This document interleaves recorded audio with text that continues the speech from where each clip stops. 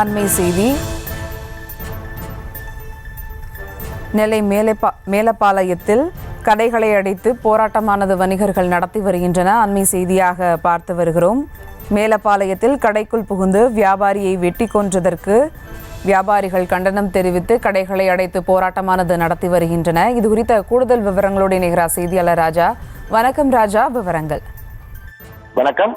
திருநெல்வேலி மேலப்பாளையத்தைச் சேர்ந்த சையது தமீம் என்பவர் online service centre நடத்தி வந்தார். இந்நிலையில் கடந்த 5ஆம் தேதி இரவு மர்ம கும்பல் ஒன்று சையது தமீமை வெட்டி கொலை செய்தது. இந்த கொலை சம்பவத்திற்கு மேலப்பாளையத்தைச் சேர்ந்த அரசியல் பிரமுகர்கள் மற்றும் பல்வேறு அமைப்பினர் கடும் கண்டனத்தை தெரிவித்து வந்தனர்.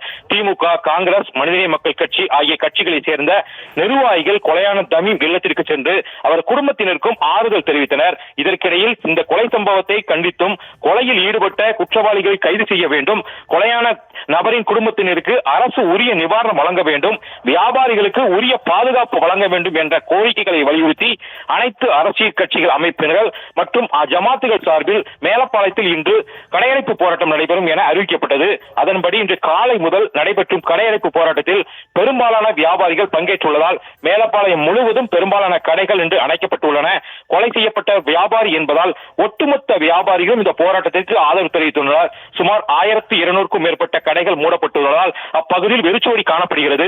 போராட்டத்திற்கு சில ஆட்டோ தொழிற்சங்கங்களும் ஆதரவு தெரிவித்திருப்பதால் குறைந்த அளவு மட்டுமே ஆட்டோக்கள் ஓடின. விவரங்களுக்கு நன்றி ராஜா. செய்திகளை உடனுக்குடனும் துல்லியமாகவும் தெரிந்து கொள்ள சப்ஸ்கிரைப் பண்ணுங்க.